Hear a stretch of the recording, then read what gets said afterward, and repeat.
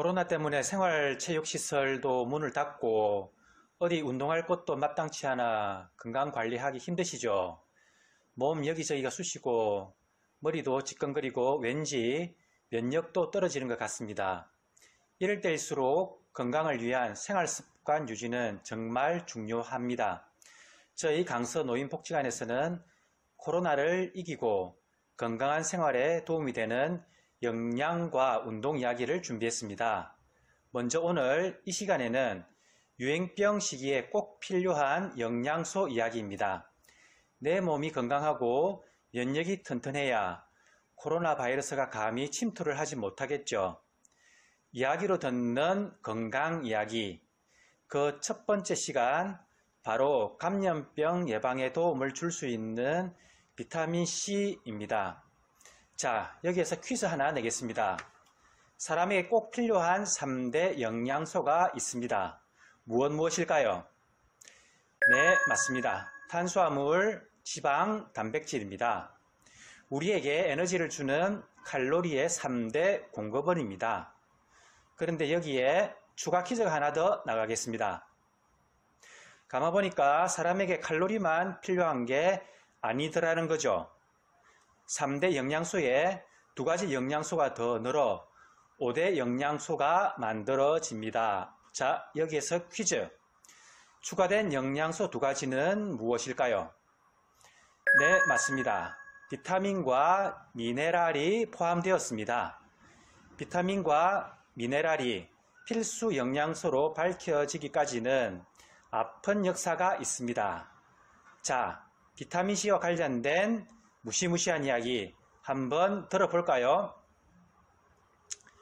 포르투갈, 스페인, 네덜란드, 영국, 프랑스 등등 유럽 열강들은 앞다투어 식민지 개척에 뛰어들었다. 소위 대항해시대, 대서양과 인도양을 가로지르는 긴긴 항해를 위해 선원들은 만반의 준비를 갖추었다. 배 터지게 먹어도 남을 빵을 위한 밀가루, 말린 고기 수억, 그리고 럼주 수십 드럼통을 싣고 대서양 횡단을 시작했다. 그런데 기이한 일들이 벌어지기 시작했다.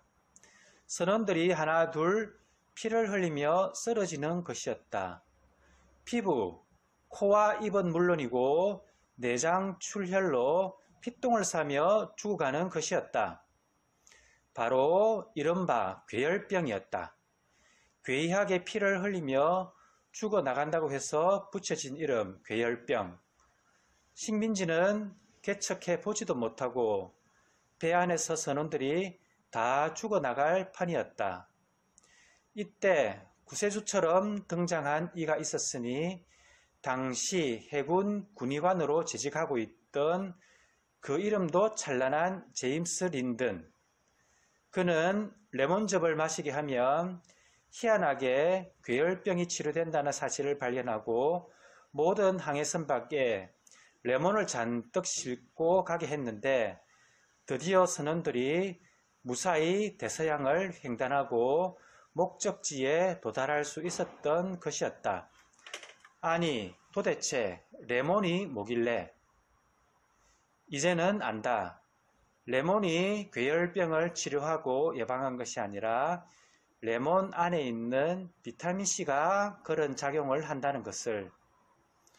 수많은 사람들이 피 흘리며 죽어간 시행착오 끝에 3대 영양소 외에 인체에 미량의 필수 영양소가 있다는 사실을 깨닫게 되었고, 비타민C 외에 또 다른 비타민들도 차례차례 발견하게 된다. 자, 어떠셨나요? 3대 영양소 외에 또 필요한 필수 영양소의 발견 이야기 흥미진진했나요? 그러면 비타민C는 어떤 기능을 하길래 이것의 부족이 괴혈병을 발생시킨 걸까요? 비타민C는 몸의 벽돌 역할을 하는 단백질, 콜라겐을 이어붙이는 접착제 역할을 합니다. 사실 인간을 포함한 영장류 등을 제외하고는 거의 모든 동물들이 비타민C를 간에서 스스로 만들어냅니다. 스트레스 환경에서는 이를 극복하기 위해 더 많이 만들어내지요. 그만큼 생존 유지에 필수적이니 악착같이 만들어서 대비를 한답니다. 반면 영장류는 과일을 포함한 잡식성 식사로 비타민C가 충당이 가능했기 때문에 비타민C 합성을 하지 않는 쪽으로 진화한 것 같습니다. 때문에 반드시 사람은 비타민C를 섭취해야 합니다. 아까 비타민C의 대표적인 역할이 몸의 벽돌 구실을 하는 단백질, 콜라겐을 서로 이어 붙여주는 접착체 역할을 한다고 했는데 아무리 단백질이 몸에 많아도 비타민C가 없으면 서로 이어지지 못해 몸 곳곳에 구멍이 숭숭 뚫리게 되고 몸 여기저기에서 감염과 출혈이 생기게 되는 것입니다. 특히 비타민C는 백혈구에도 다량 분포하고 있어 정상 면역을 위해서도 필수적이랍니다. 감염병이 유행하는 요즘 특히 비타민C를 잘 섭취해야 되겠지요. 칼로리만 제공하는 탄수화물, 지방, 단백질만 양껏 먹는다고 건강이 유지되지 않는 이유가 여기에 있었던 것입니다. 그러면 비타민C가 풍부한 식품에는 어떤 게 있을까요? 대표적인 것이 피망, 고추, 브로콜리, 양배추 등이 있습니다. 어떻습니까? 한눈에 보기에도 껍질들이 아주 단단해 보이죠? 이렇게 비타민C는 껍질을 단단하게 만들어서 외부의 자외선, 세균, 바이러스로부터 세포를 방어하는 역할을 하고 있습니다. 내 몸 안에 비타민C가 풍부할 때 내 피부의 세포벽과 각종 점막벽은 윤기 있게 단단해져서 외부의 침입을 끄떡없이 막아주게 됩니다. 혹시 나는 야채를 싫어해서 이런 류들을 많이 못 먹는다고 하시는 분들 계신가요? 비타민C의 가장 바람직한 섭취 방법은 천연식품을 통한 것입니다.